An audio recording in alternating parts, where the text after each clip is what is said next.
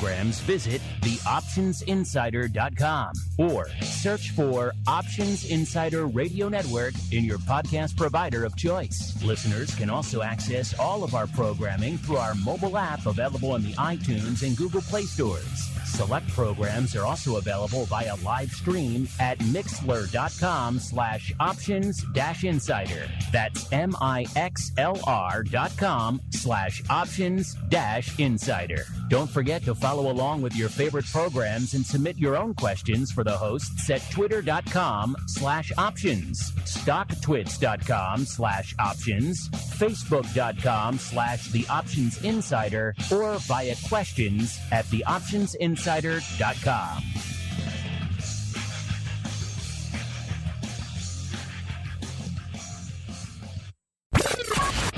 And now, it's time for the show that breaks down the options market from unusual activity alerts to market analysis, strategy overviews, listener questions, and much more. If it involves puts and calls, then our all-star panel will break it down. It's time to hit the Option Block with your host, Mark Longo from the Options Insider Media Group and co-hosts Uncle Mike TOSAW from St. Charles Wealth Management, Mark the Greasy Meatball Sebastian from OptionPit.com, Andrew the Rock Lobster GIOVINAZZI from OptionPit.com, and Henry the FLOWMASTER Schwartz from CBOE.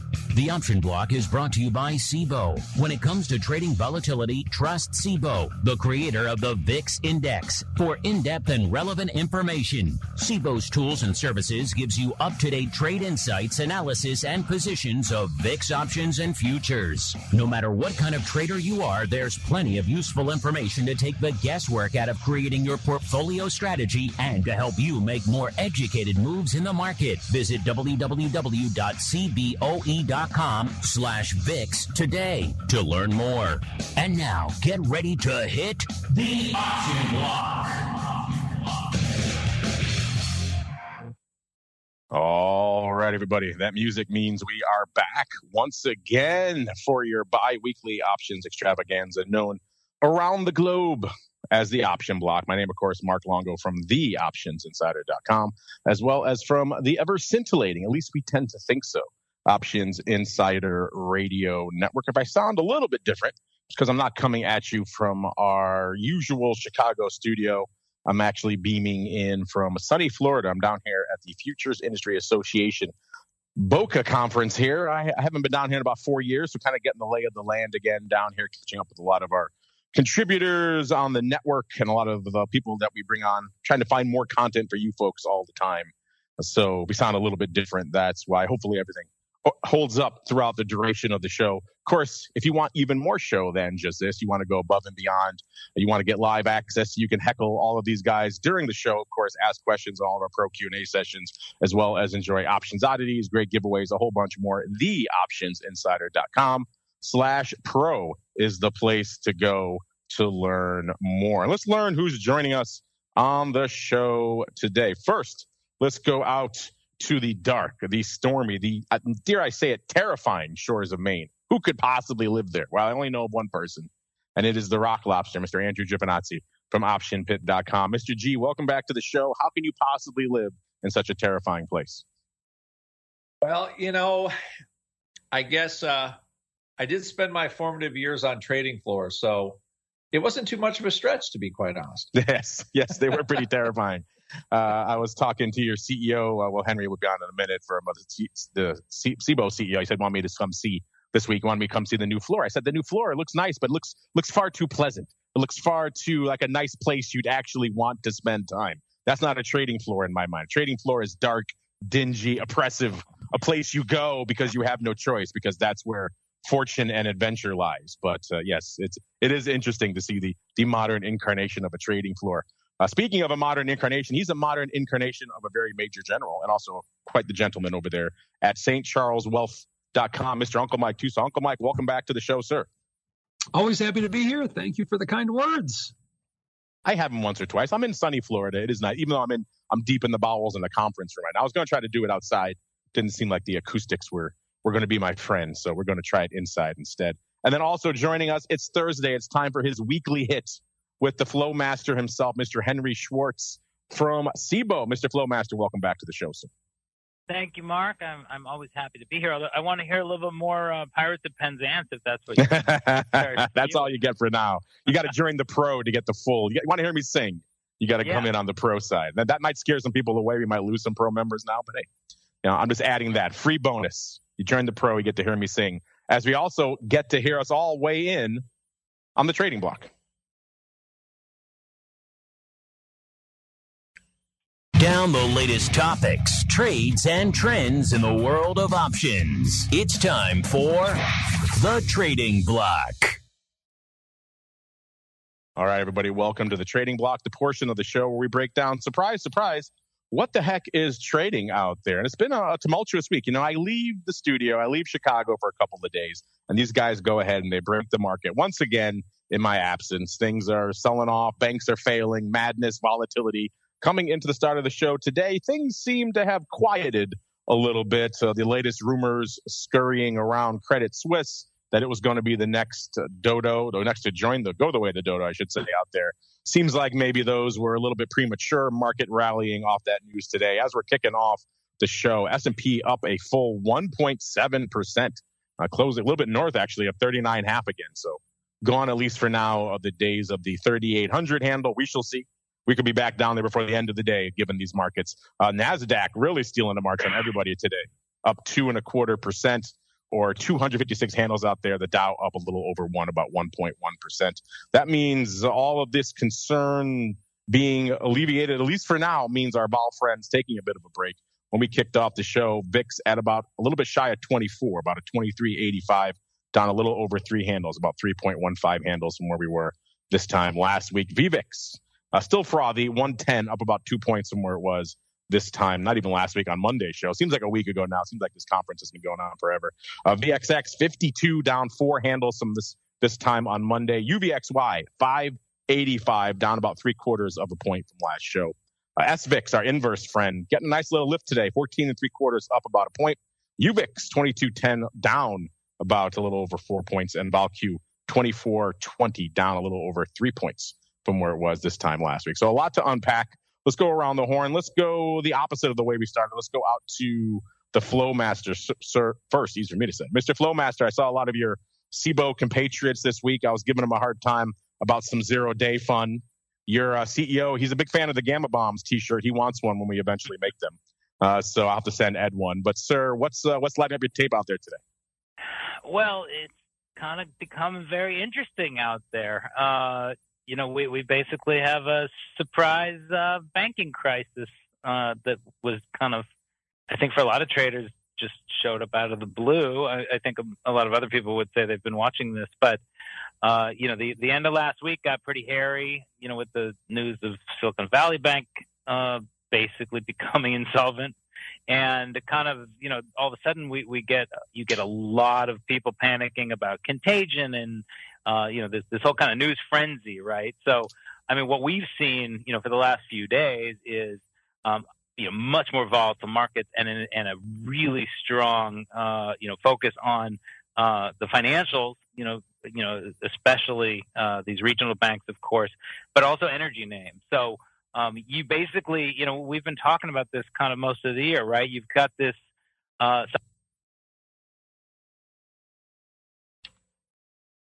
He did it again. He died right in the middle of his statement. Henry, are you there, sir? Right when he gets to the interesting part, we always lose Mr. FLOWMASTER. All right, we'll drop off. We'll go out to the land of the Rock Lobster right now. We'll see if we can get the FLOWMASTER back. Mr. Rock Lobster, are you there, sir? I'm trying to be, although okay. I'm remarkably quiet right now. Well, we can hear you, sir. What is lighting up your tape as we endeavor to get the FLOWMASTER back? I know. I liked Henry's sentiment there. There's a lot of people were calling for this bank failure. Of course, they always call for it somewhat after it's happened and never before, I believe. Or they just call for a bank failure all the time. Every day is a bank failure. I think real simply, as I was saying with Umbridge at the beginning of the show, for some reason, the Swiss government has to create a loan facility of $50 billion for a bank that has a $7 billion market cap. So I don't know about anybody else, but I think the world would be better if Credit Suisse just no longer ceased to exist. How dare you, sir? How dare you allow Credit Suisse to go the way of the dodo?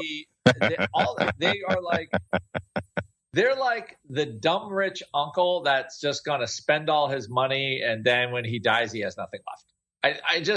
I'm just trying to wrap my head around this bank, and like every banking crisis, it seems they are at the front of it, just somehow, some way.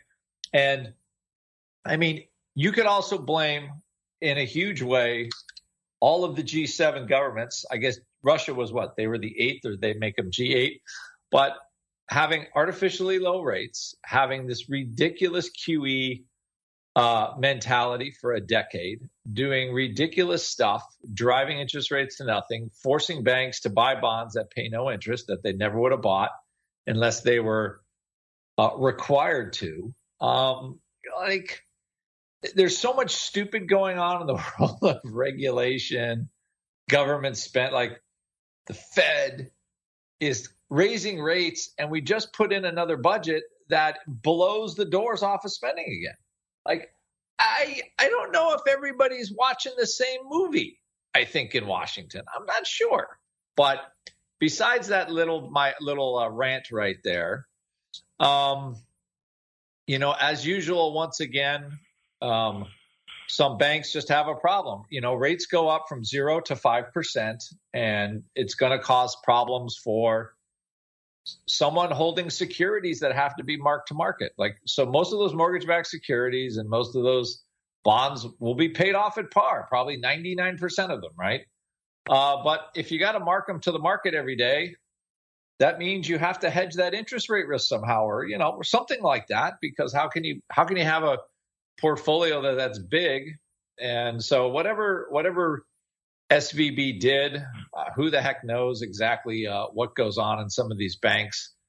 But, if you have just a huge chunk of something and it's marked to the market every day and you're required to have it, I'm still trying to figure out how they have to claim that as a loss somehow. So, again, another difficult thing for me to wrap my head around, because I'm really just not an expert there.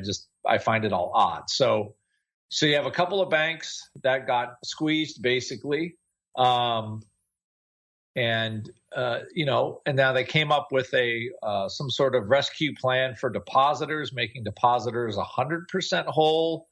I'm not sure how that all works, because I don't think the government has that much money, to be quite honest, to make all depositors whole if they had to. So we're once again in this oddball situation of, what are they doing? Are they swapping mortgage-backed securities for cash as collateral so they could pay depositors? Again, I don't know all the details. It did appear, though, that once the Fed did that, and the FDIC and the Treasury, if you have something worth 85 cents and then you could give it to the government and they'll hold it for you, and they'll pay you the collateral on it, collateralize it to par value. That seems like some kind of, QE again, and some way to loan banks more money, or somebody to make more money for nothing. We have mark to market unless it really counts. Then we don't. It really counts. Yes. So I guess they've got. So all those things a net positive for stocks? So we don't have some total mess. Yes. Does it possibly cloak some issue, right? That we could have. Yeah. It actually. Yeah. It could cloak some bigger issues. Although, you would think that the Fed and all this stress testing with all these banks, right? Aren't they giving all these banks stress tests? Who gave SVB Bank a stress test? I don't, again, not clear on the use of regulation if it never works. But Andrew, who could possibly foresee buying a bazillion 10 years would somehow not work well in a rising rate environment? Who could have foreseen such a thing, sir? You're asking for madness. And I know, like I say, I am not a fixed income guy. But even I might have been able to see, like, well, we got a lot of interest rate risk here, or however the bank does what they do. So anyway, they needed to take TOSAW's Row webinar, then they would have been much better off. Yes, and they would have been much better off. It would have been easy. So and that's where we are. So obviously, I don't want everybody to lose all their savings and all that kind of stuff, because that'd be, then that's terrible. My guess is that, banks are probably okay. They are holding some securities that are underwater. Don't know how many. I think, the biggest recipient of that, I guess, is Fannie and Freddie, right? The government, now the government is holding all this stuff. We've had multiple times to try to get that off the government books, but Congress just can't get away from that free money that I think Fannie and Freddie keep throwing off to them. So there's a common theme in there. So, although right now, but here's what I will say. Vol came off of 30 twice this week, which is generally, that's kind of, that to me, it's the danger zone, but it also starts to break into like some sort of systemic problem when vol gets that high. Because then we're almost like 2% a day average move for 30 days, and everybody's starting to get a little nervous. And we're back down to, we're still in the danger zone 24 as the show goes on. So without monopolizing the whole show, I would say it looks better, but I don't know if it's over quite yet. So, and that's where we are. I think having another shoe drop would surprise nobody at all at this point. What would surprise me, though, is if we have the FLOWMASTER back, because against my better judgment, I'm going to toss to him again. Mr. FLOWMASTER, are you there, sir? I'm back. Can you hear me? Yes. So here's the key. Don't get too excited. When you get too excited, that's when your system seems to kick you off. It must be the compliance people. Yes. So he's getting way too into this. He must be dropped right now. But I agree with what Mike was saying, that the feeling like, yeah, maybe this kind of backstopping is necessary to stabilize things, but at a more basic level, it's concerning, is I think what a lot of us feel. And, this kind of, I don't know, I mean, when they start guaranteeing deposits for everybody, no matter how big, then isn't that just the same as the federal government being the bank? I mean, why don't we just open up accounts there? Like, the risk management that a bank is supposed to do is supposed to avoid, these duration problems, right? Everybody knows they loan out they make mortgage loans, which are 30 years with a prepay risk, and they give overnight interest. And there's a really big mismatch there, which banks have managed for hundreds of years. And, I don't understand, like, yeah, they raised rates. And so fixed income instruments prices dropped. Everybody knows that's what happened. That's why you hedge your row and options. And that's what the bank risk manager is supposed to be doing. All right, and let's go last but not least out to the quiet hinterlands of Chicago, a.k.a. St. Charles, where we are joined once again by Mr. Uncle Mike TOSAW. Mr. Uncle Mike, sir, what is catching your eye in a very much Uncle Mike type of day? Well, I decided on what my slogan's going to be if I'm ever the CEO of a bank. We don't like mark-to-market. If you can't hedge row, you got to go. Oh, there you go. You could imagine how many row webinars you could do as a CEO of a bank. It would be nonstop, sir. Well, yeah, based on the promise I made last week on the Pro Show, we'll definitely be getting. I'm working on my row webinar as we speak, and who knew it was going to be this timely at the time that we had talked about. Couldn't be a better time in history for a row webinar, sir. I would agree with that.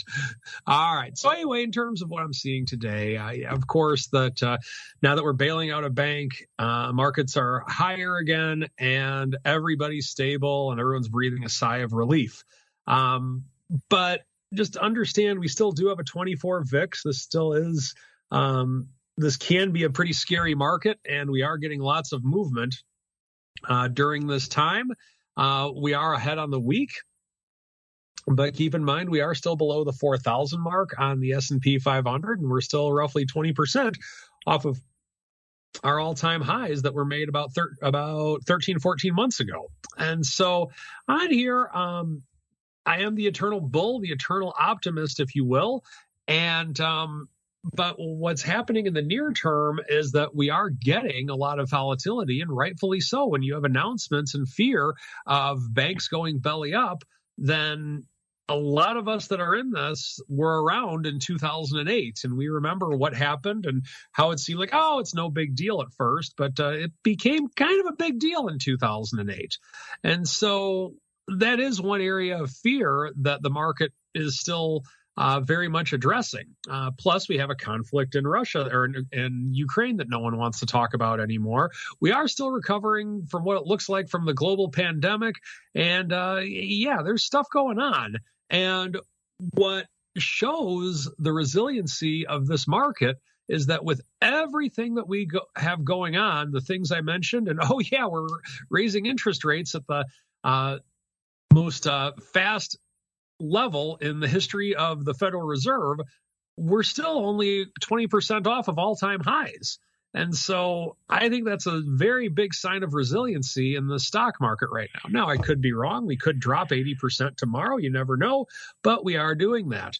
Now, the one sector that I am seeing that I think is kind of sticking out just kind of like a sore thumb lately would be that of energy.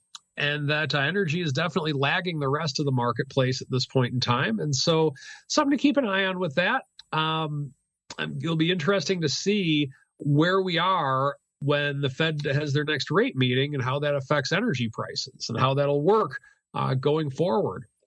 So I would say keep an eye on energy. I could see a pretty large move coming in it in the near future. In terms of which way to go with it, that part we'll have to wait and see on. So that's what I'm seeing today in the markets. All right, let's see what we're seeing out there in the markets. Let's start in the broad indexes and work our way down. We'll actually start in vol land as we are wont to do out in VIX. VIX taking another leg up in terms of volume since even our last show on Monday. Obviously, a pretty action-packed week. A lot of numbers going up. Some million handles flying fast and furious. VIX today already north of 500,000 contracts, 569,000 contracts. As of a few minutes ago, the ADV also surging north as well, 829,000 contracts on the tape out there. So a good volume day out here for VIX. SPY, same deal. A day like today, SPY tends to like it. Little over 7 million contracts on the tape right now. The ADV also soaring out there up to nearly 9.5 million. So SPY closing in on another impressive day. The S, already 2 million contracts, 2.02 million to be precise. The ADV out there, nearly 3 million now, 2.85 million. I think we saw a record day on Friday out there. Maybe the FLOWMASTER can back me up on that, but I'm pretty sure Friday a record day for SPX. So closing in on 3 million from an ADV perspective out there in S-land. So nothing to sneeze at out there. Small caps, IWM also blown the doors off from a volume perspective. 901,000 contracts on the tape. The ADV hanging out right around 950,000. And let us not forget the Qs because they are on the march again today. 2.76 million contracts on the tape. The ADV about exactly 3 million. So the Qs already doing almost a day's worth of paper. Same thing with small caps and S and SPY not that far away. Let's go on out to the single names. Sometimes a day like today, it's all macro. Single names is kind of the land that time forgot, but not today. Listeners, number 10, take a guess. What could possibly be at our number 10 spot, listeners, with 420,000 contracts? Oh, did you say Credit Suisse by any chance? Was that your guess? Because if that was your guess, listeners, you are correct. Credit Suisse trading 2.25 right now, up about a dime. So apparently the worst is over, at least for right now. We have backstop Credit Suisse. It's not pulling a Bed Bath & Beyond. It's not rallying to $5 or anything like that, but it has rallied off the lows. I think it got down to about 175 yesterday. That was the low we saw out there. So apparently the worst is not over for Credit Suisse. But again, good for 420,000 contracts on the tape out there today. Let's move on to number 9. This one has been a perennial top 10er ever since they announced their earnings and also since they announced they were in on the AI game. This is Alphabet, aka Google, hanging out a little bit north of 100 right now, about 100.60 listeners.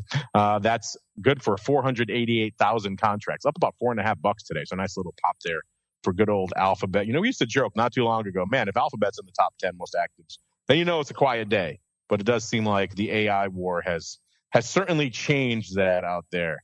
Number 8, staying with our contagion fears, we're going to Bank of America. This is another top 10 one now. And quite frankly, when I hear a lot of people in the industry pushing back on me now saying, oh, we couldn't possibly handle single day, single name equity options all going off. Imagine the chaos. Just look back to last Friday. Bank of America did over 1 million contracts, a good chunk of that expiring that same day, and the sky did not fall and the markets did not implode. So clearly it can be done when push comes to shove. So intriguing stuff out there. Bank of America today, $29.30, up about 80 cents or nearly 3% on the day today. Good for 489,000 contracts. Number 7, good old Softy. Good for 533,000 contracts. Softy, man, on the rampage today, up a little over 9 handles. 27.5 is where it's hanging out right now, up about 3.5%. Then we've got number 6. There's a lot of the usual suspects out there today, listeners, including Meta. Apparently, Meta decided that, they did pretty well the last time they announced they're cutting jobs. Let's cut some more jobs. Why not? Good for 539,000 contracts. The stock popping $2.50. It's over the 200 handle again, listeners. 200 and about a third out there right now. So it doesn't seem like that long ago. I think it was November of last year. We were joking about someone getting run over on the 200 calls in the wrong direction.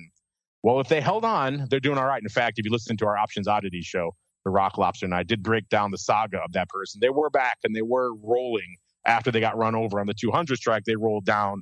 They got run over a little bit again, but then eventually they kept rolling and they now have done all right again. So an interesting saga out there. Check out the optionsinsider.com/pro if you want more insight into all of that fun and everything else, all the other bad business we get up to on Options Oddities every Friday. And then number 5, man, when's the last time we've seen Apple all the way down at number 5?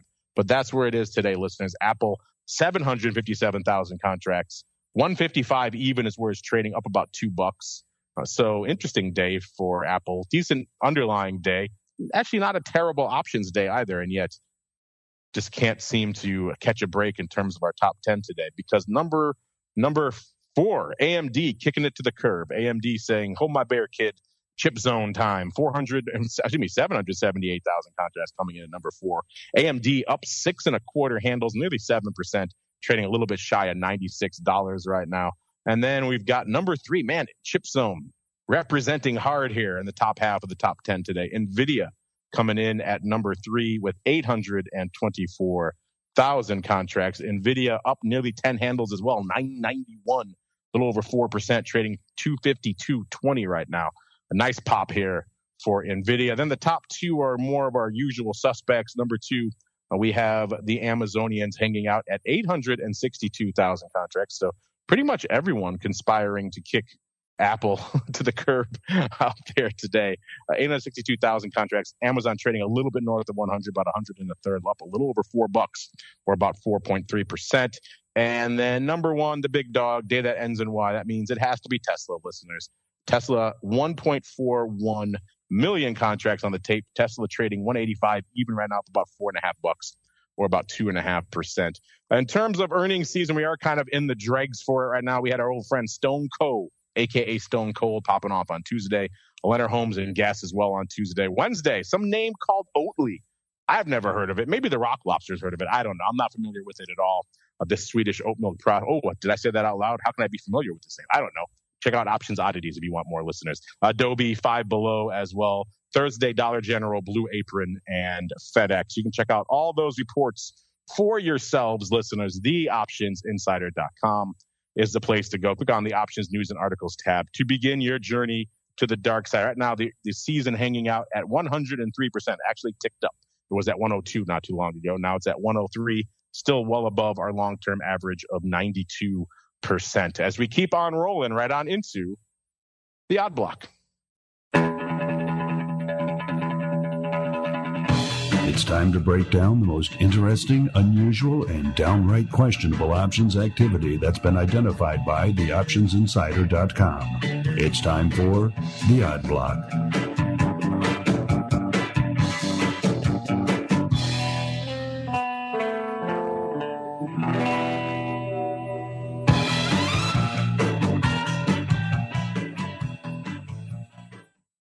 All right, everybody, welcome to the Odd Block, the portion of the show where we get weird, we get wild.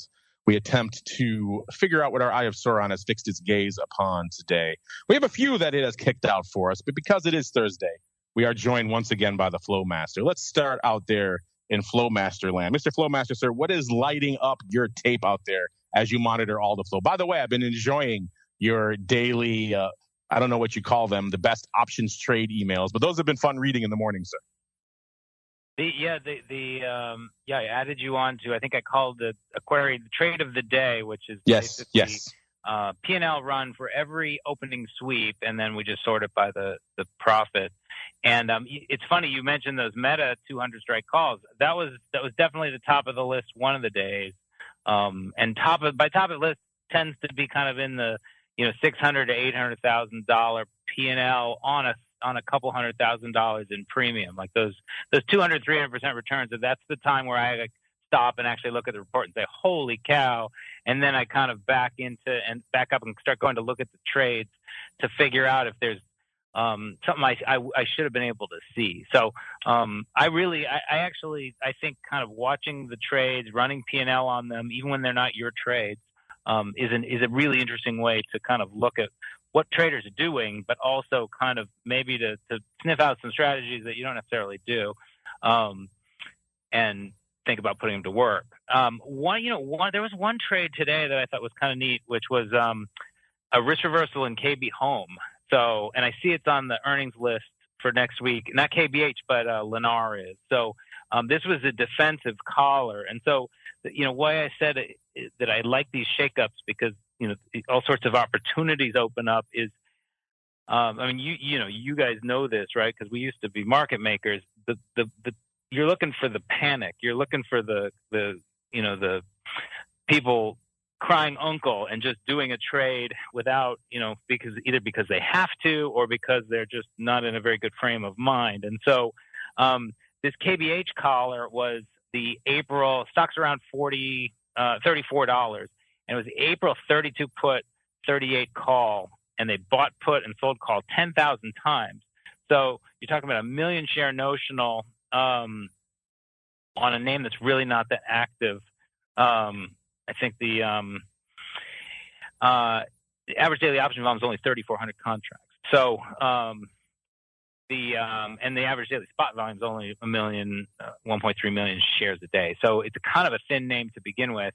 And to see it collar, and it was double opening, we could tell that because it exceeded the open interest, was an interesting defensive move. And when you have kind of these banks and everybody starting to get very, very nervous, and this was this morning when we were down, not now when we're up 2% or 1%, felt to me like a little bit of a panic kind of hedge. So that was one that jumped out at me for sure. Yeah, that is an interesting one. I'm looking at it right now, actually, and looks like they actually paid 6 cents for it. So a little bit of an outlay. Usually they try to get these things for zero cost. And you see how they did the puts for about $1 and the calls for 94 cents. Yeah, not playing around 10,000 times. And it looks like here on the year, a year ago they were trading not that far from where they are right now, about $37.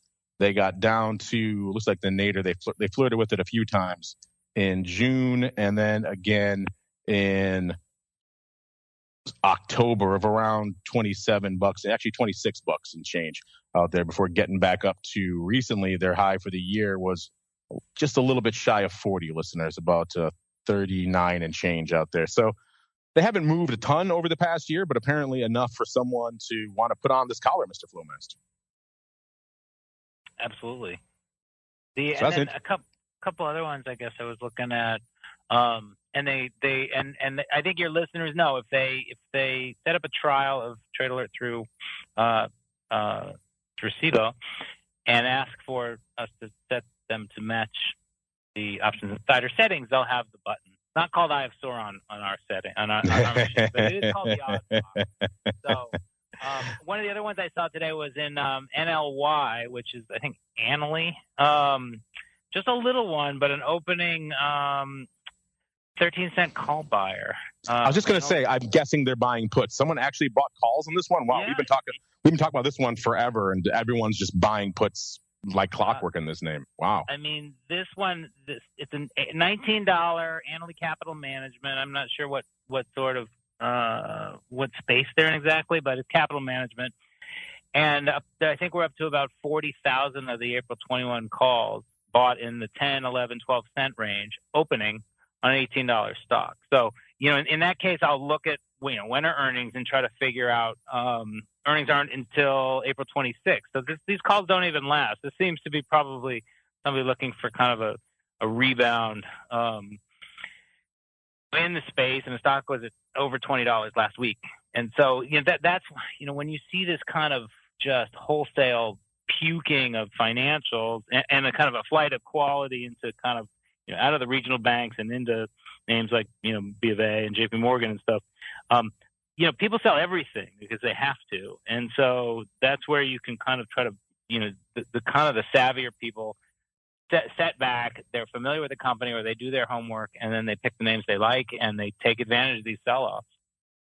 Yeah, this Annaly, we've been talking about it on our Options Oddity show and on this show, this segment, I believe, as well, quite a bit. This is up there with Agency and a few others of these REITs that just have been getting faded for the better part of Annaly. In the case of Annaly, over a year. We talked about it not too long ago on Options Oddities, and we have paper in that one going back to, I believe it was October and November of 2021. So people just loading up on puts even back then. So this is part of that family of REITs that everyone has been. We talked about it last time you were on the show, Henry, about you looked at the 13 Fs for, I think it was Ares or a couple others out there. But there are so many. Agencies, another one. These are all kind of get lumped together in that same basket of REITs everyone apparently loves to fade. Until today, Mr. Rock Lobster, I was kind of surprised to hear Henry talking about calls in this name. I didn't think they traded calls in Annaly. What are your thoughts on this one, sir? Of course, I don't get the latest update from you guys. So I'm assuming somebody bought some calls in Annaly right now. Is that what you're trying to tell me? In Nelly? Hey, you're hearing it on the fly. You're hearing it on the fly, just like me. I'm rolling with the punches. That's what we do here. So Henry bought anyway. So they bought some upside calls, and that happened today because I'm just looking. They bought 30,000 of the April 21s for a dime, and then 15,000 more for 11 cents. Really? Yes. Oh my word! They certainly did. I'm going to almost say never in the history of Options Oddities or the Odd Block have we seen this. I don't think we've ever talked about call paper in a REIT. Well, what's funny?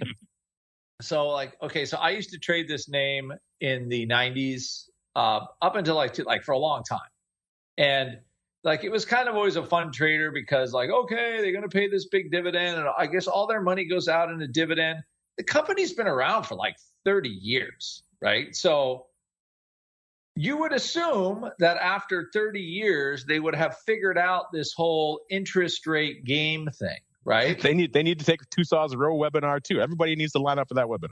Right. Well, that's the point. But they've kicked their dividend up in 2022. I mean, that's on the back of a rate rise. So they must have kind of been, thinking this was going to happen, this rate thing going up. Because they went from a 20, so they're paying. Last year, they paid almost $2 in dividends. Right now, they're starting at a 65-cent dividend per quarter. That's so a huge yield, right? So these things don't make, a lot of money.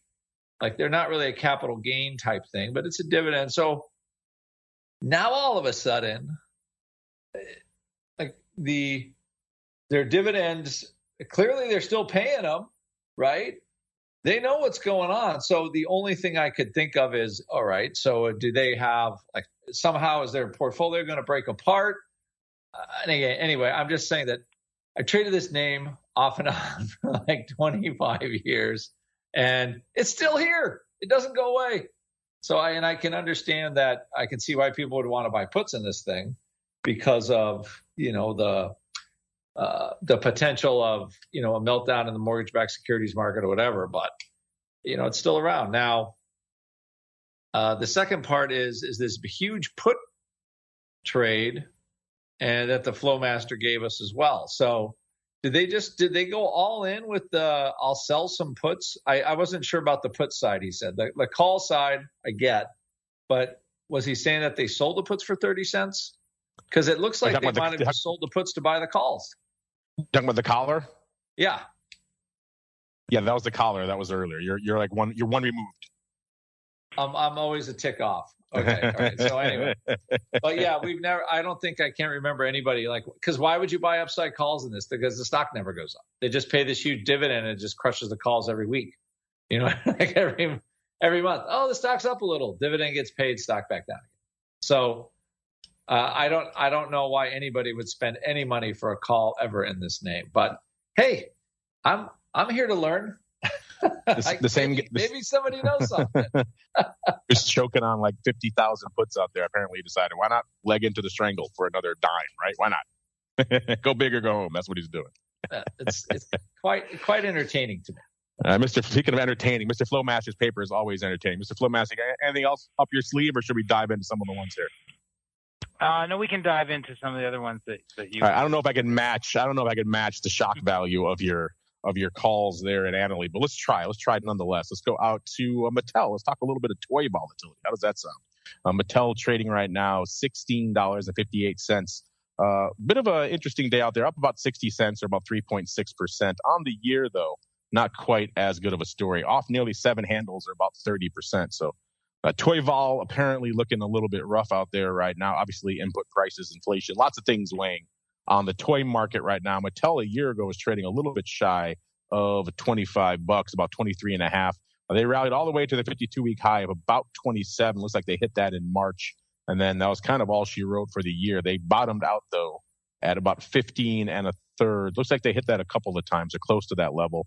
In December, they flirted with it, and then they got back down there again, flirting with it again right now. So kind of flirting with that a 52-week low, even though they have rallied it at that 1660, so about a little over $1, about $1.30 off of their low right now. And it seems like someone thinks this toy love can continue, because someone coming in this morning and scooping a couple of thousand, 2,000 to be precise, of the April 16s. They paid 79 cents, so right off the offer. This is a 39 vol.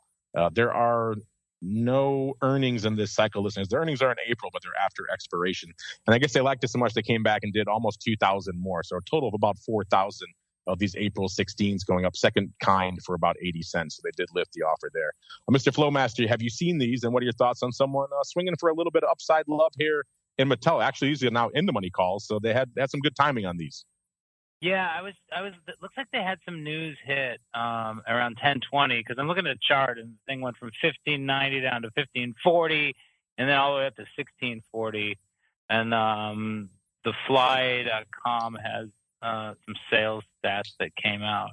They reiterated guidance, I guess, but it looks to me like they scooped these up when the stock was at 1593. So it might have been somebody who was waiting for a buying opportunity. It's funny, Mattel is the first. I do a daily, or every few days I do a note on Fidelity.com strategy idea, and Mattel was the very, very first one that I put on there about a year ago.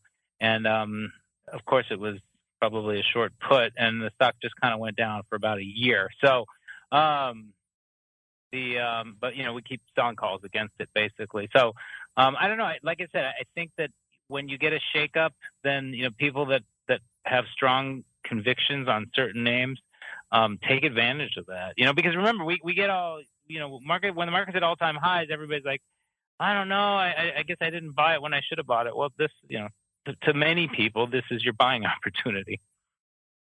There you go. Getting a little bit of a toy vol in the old portfolio. Mr. Rock Lobster, did you notice these? Any thoughts here on someone swinging for the upside in Mattel? I did not notice Mattel, but you know me, I get a lot of ideas from this show just because I put the names on my list. I wasn't Mattel like a $60 stock at one point or something like that? Not in the past year, but I know they have been higher. If I go back a little farther, let's see how high up do they get? Yeah, they got up to a little. It's like around $50. Well, I somewhere in my head I felt like this, or maybe that's Hasbro or something like that. But it could be Hasbro, yeah. Yeah, in Mattel, don't they have like Barbie and? They have Barbie. They have He-Man, Uncle Mike's favorite. So all the good stuff. They got a lot of good stuff. They haven't paid a dividend in a long time. Maybe that was part of the problem. I just remember. But yes, you would think I'm kind of a dumpster diver when it comes to like, S&P 500 stocks. Like, I find that's the easiest, the easiest way. Although when they're going straight down, it makes it a little harder. But I don't think this is a terrible purchase. I mean, at least right now, if they actually paid 79 cents for these, I mean, they're just like pennies over parity at this point. So I think they're looking pretty good on these calls. Like this is the first. Isn't this our first test? Yes. Yeah. Yes. So I kind of view Mattel like the Gap, right? Where it's like a franchise that's really not. I don't think they have Old Navy, and they get the stupid CEO and they do stupid stuff, and then you get like the smart CEO and they do smart stuff. And I kind of feel like Mattel is probably, maybe they're suffering from some of the wokeitis or all these other things that some businesses suffer from. But you look at it and you're like, well, it's kind of, it's kind of cheap, as a company considering what they sell and all that, everything. So I don't think it is a bad purchase. Clearly, this purchase was excellent because they've already doubled their money in about 20 seconds, which is what you get when VIX is 24 and the market is bouncing. Like, whoa, you blink and wow, everything's up. I think you're talking yourself into a call purchase here is what I hear. I am. So. I think I would probably go the FLOWMASTER route though and say, all right, because I tend to be, well, here's another thing. You can't even sell the 15 puts for $1. So that is not the most compelling sale for me personally. But yeah, I think at a 37 vol, the 16 calls are $2 and there's 62 cents in the money. So I think yes, you would rather go the call purchasing route than the put selling route on this one. There we go. A winner. I would not be surprised if tomorrow on Options Oddities I hear you tell me you have some Mattel in the old back pocket for a rainy day. We shall see. Speaking of seeing, listeners, let's see what you folks have on the brain. A little bit of the old mail block. It's time to take your seat on the All-Star panel as we read your emails, tweets, Facebook messages, website comments, and much more. It's time for the Mail Block. All right, everybody, welcome to the Mail Block. We have our questions of the week. We'll get to those in a second. But first, I promised you last week, Mr. FLOWMASTER. I promised Men's, too. He sent this question in a couple of weeks ago. He's been waiting patiently for your response. So we'll start with Mr. Men's first. He just wants to know, can you ask the FLOWMASTER, what are the most popular searches or scans at Trade Alert? I mentioned the Eye of Sauron, TM, that's a good one. But what else do you have lurking over there that people may be using a lot that people want to know about? So we have a couple simple commands for just unusual volume because the Trade Alert system fires out alerts on unusual volume, but it also lets you recap unusual volume. And we have one which is just unusual total volume. So like NLE might show up on there. But we also have one that is specifically ordered by unusual call volume that's offer side and unusual put volume that's offer side called bullish or bearish. So these directional unusual volume situations, people love them. And, the combination of the alerts, which kind of put it on your radar screen, and then the ability to dig into it quickly is definitely very popular. The other one people really like is we have an earnings gap function, which basically just lets you really quickly see what the expected move is versus the historical, but you can actually do it on a larger group. So like I can see, coming up in, a couple of these thin low price names like GoEv and Carnival and GME, we've got like double digit moves predicted. And so it just, again, it's just a quick way to say, okay, yeah, straddle trading around 21%, which is twice the historic average. There's usually a reason for it, which I know that when you guys talk about earnings trades, it's kind of it's an interesting sport. But just getting that information across nice and clear is also a big popular one. And then, the odd block button is in our top 20 commands. Probably it's always probably you, but still it's in our top 20. People like it out there. They like a little bit of the old odd block goodness. Yeah, listeners, if you try the old free trial, then you too can play with the Eye of Sauron. Put all that power in your hand. Just be responsible. Remember, with great power comes great responsibility. All right, Uncle Mike, we were joking earlier about your row webinar, given all these banks out there, but now we have another one. Maybe this question, we've gotten a few along these lines, and maybe this question also emblematic of where we are from an economic perspective right now, because we have Jeff Davis. His name sounds familiar. I think he's written in before. He wants to know, what would happen if you were long puts on Silicon Valley Bank right before they went from 267 to 0 and vanished? He says, theoretically, you should have made a fortune, but puts are the right, not the obligation to sell the underlying at a given price. Now there's nothing to sell. In other words, how are puts exercised or closed when the underlying has disappeared? Thanks, Jeff. Well, short answer, Jeff, is you should be pretty freaking happy. But long answer, Mr. TOSAW, people sometimes conflate this. They think, oh, the stock's gone. I'm out. My puts are out. Set him straight, sir. Why should he be happy with a big smile on his face in this scenario? Well, if on the puts, obviously you want the market to go down. But think of it this way, in terms of how things are handled, how bankruptcies are handled, and how delistings are handled, I'll leave that to someone that's above my pay grade. But understand that if I own a put on a stock that's no longer traded, I still have the right to sell it.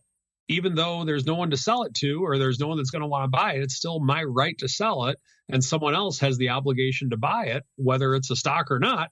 I still have that right. So in terms of the logistics of how it works, I don't have all the answers to that one, but rights are rights. Yes, you are buying that right. That is a key point. You mentioned in your question there, Jeff, that you're buying the right. Now that's gone away. No, you bought that right. That right is in your back pocket. You can still sell that stock, which is why puts are expensive. But in scenarios like this, they are worthwhile. Mr. FLOWMASTER, anything you want to add in on the mechanics of what happens behind the scenes, sir? Well, yeah, I would add in something really important, which is I would actually say call your broker if you have any puts on any of these names that have halted, because I believe, and you need to do the homework on this, I believe OCC suspended automatic exercise on these, but obviously you don't want to fail to exercise a put that's $50 deep in the money. And so I think the way it works is you're allowed to exercise it. You effectively get an IOU saying that you're short the stock once it becomes available. You don't pay a borrow on that IOU, which is actually a big plus compared to just being short the stock. But you need to make sure that your broker is in the loop. And in a lot of cases, you have to give them a manual exercise and say, hey, I need to exercise these. And with expiration tomorrow for a bunch of these, this is very timely. So, and actually one thing I was doing in our terminal was looking at the open interest in some of these names that are halted. And you can see that the put open interest is decreasing, meaning people are exercising their puts early, because why wait till tomorrow if you're in case you make a mistake or your broker screws it up. It's actually better to start it now, and if stock's not going to reopen, then there's not really any reason to wait. So the takeaway on this for exercising puts, if you own puts on a halted name, is call the broker, tell them that that you're going to be exercising them, make sure that they know how it works, because this is kind of this is abnormal, right? It's happened. We had it happen with that Russia ETF at the beginning of the Ukraine war, and it's still halted, by the way. So talk to your broker and make sure they understand the whole process and that it's crystal clear, because there is still some huge open interest at the 200 strike in these names that are effectively worth zero. Yeah, it might require a little bit more effort on your part. You can't just get the auto exercise like the FLOWMASTER was saying, but hey, $50 in the money put, more than that, it's worth a call to your broker. So yes, short answer, Jeff, is you're in a good spot. Longer answer is it may take a little bit more effort on your part, but I don't think you'll mind given the results. Speaking of the results, right now I happen to pull it up, our question of the week, hanging exactly at 50-50, listeners. It just shows how the news of the week has ebbed and flowed this and just impacted this poll. Of course, our question right now is, everyone has contagion risk on the brain this week after the meltdowns of, the names. I won't list them all here for you. So we thought we'd put the question to you. Is this just a canary in the coal mine of worse systemic problems ahead? Or is it just a tempest in a teapot? Earlier on in the week, everyone and their mother was in on Tempest. It was over 70%. Right now, hanging exactly at 50-50. So a lot of people coming in and voting on the worst is yet to come. As we keep on going into our final segment, it is time to go around the block. It's time to tell you what we'll be watching on our trading screens until the next episode. It's time for Around the Block. All right, everyone, welcome to Around the Block, the portion of the show where we tell you what we're keeping an eye on until our next episode on Monday. Mr. Uncle Mike, sir, we will start with you. What is on your radar as we head into a very maybe nail-biting weekend, and what are you looking forward to or maybe preparing for our next episode on Monday, sir? Anything on the news, I guess. Normally, I don't really like watching the news on stuff, but you kind of have to right now if you have skin in this market. So just watching for any news events, of course, to see where we're at. And then possibly tomorrow, maybe today, you never know, seeing if maybe we can make another run at 4,000 on the S&P, or we're going to see if this was just a little bit of a relief rally for today and might go back down tomorrow. So I think 4,000 is a key number on the SPX, and seeing if we can make a run at it.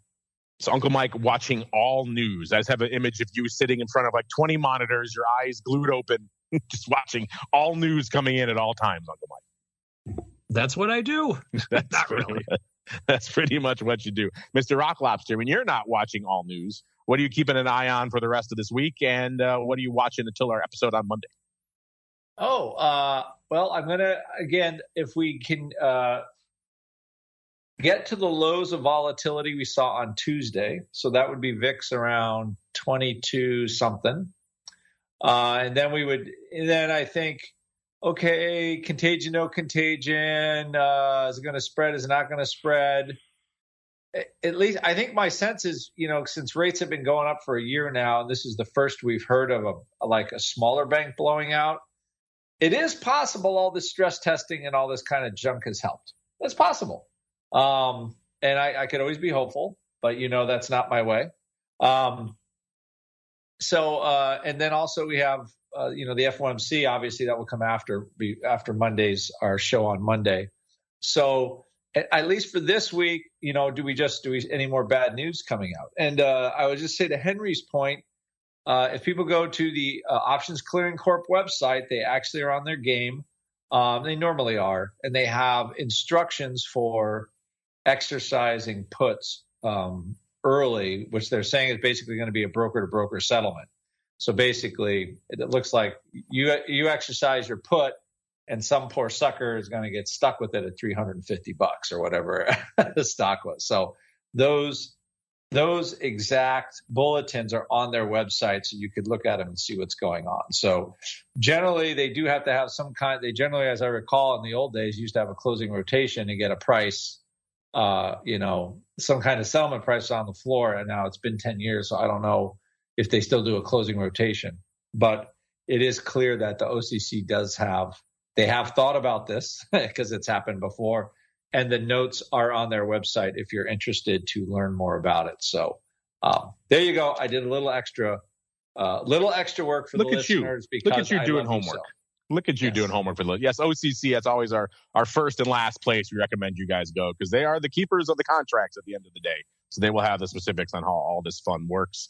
Mr. FLOWMASTER, we're coming up against it. So what are you keeping an eye on for the rest of this week? And then where should folks go if they want to kick the tires and light the fires on all these cool scans you were just talking about? Well, we have a quarterly expiration. Some people call it triple witching, which is tomorrow. So I've been doing some aggregate analysis of the size because when these things roll around and then I start to see posts, some of them are a little misinformed. It's a relatively big expiration tomorrow. It's over 100 million contracts of open interest, which is bigger than the last three expirations of the quarterlies we've hit, but it's well below last summer, last June. So big expiration, but I don't actually see any big concentrated positions. And anybody that's listening is welcome to request a free trial. There's so much talk about zero DTE and in the trade alert system specifically, there's some proprietary CBOE data which shows you the customer buying and selling and lets you look at a position that is seeing heavy 0-day trading and say, well, I see 100,000 contracts traded, but I can tell that there's only, a net of 3,000 or 4,000 open contracts, even though there's no open interest on these 0-day options, right? Because OCC never gets to clear them. You can estimate it using it's called the CBOE open close data.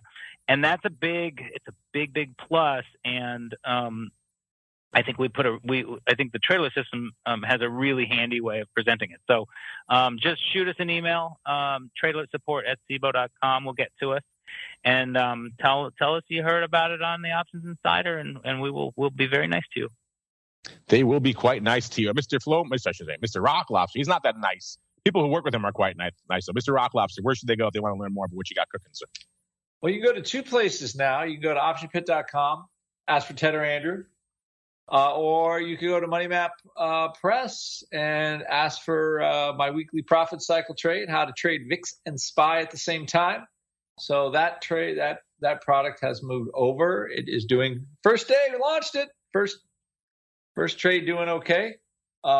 It's green on the screen, which everybody likes. So either place, if you want more hands-on, Option Pit is still the place to go. And again, call Ted and you get 10% off at Option Pit if you say you heard this show. And I'm always interested to see the new goodies Henry has coming out. I feel like he's the mad scientist with the data now. He's going to be the mad scientist FLOWMASTER, something like that. He's got those good goodies up his sleeve all the time over there. And speaking of goodies, Mr. Uncle Mike, last but not least, sir, where should folks go if they want to check out your goodies online? Follow me on Twitter at Mike TOSAW, TOSAW. Just put out another article for the month on safety of banks. I figure that might be a timely topic because I think there's something like that going on. And stay posted to it because by the end of the month, I will have a video released on Roe by popular demand at Mike TOSAW, TOSAW. There he is. At Mike TOSAW is the place to go on Twitter. We got to get on out of here, listeners. But if you're in the mood for more, if you're listening live, one of our pro members, stay tuned. We'll be back in a little bit. I'll still be down here in Florida, beaming up from Florida for this week in futures options. Then I'll be back again in the studio tomorrow, listeners, in Chicago for volatility views at noon, and then options oddities after that for all of our pro folks. Then back again on Monday, another episode of the Option Block. Stay safe out there, everybody. The Option Block is brought to you by CBOE. When it comes to trading volatility, trust CBOE, the creator of the VIX Index, for in-depth and relevant information. CBOE's tools and services gives you up-to-date trade insights, analysis, and positions of VIX options and futures. No matter what kind of trader you are, there's plenty of useful information to take the guesswork out of creating your portfolio strategy and to help you make more educated moves in the market. Visit www.cboe.com/VIX today to learn more. You're listening to the Options Insider Radio Network, the home of the Options Podcast. For more quality options programs, visit theoptionsinsider.com or search for Options Insider Radio Network in your podcast provider of choice. Listeners can also access all of our programming through our mobile app available in the iTunes and Google Play stores. Select programs are also available via live stream at mixlr.com/options-insider. That's mixlr.com/options-insider. Don't forget to follow along with your favorite programs and submit your own questions for the hosts at twitter.com/options, stocktwits.com/options, facebook.com/theoptionsinsider, or via questions at theoptionsinsider.com.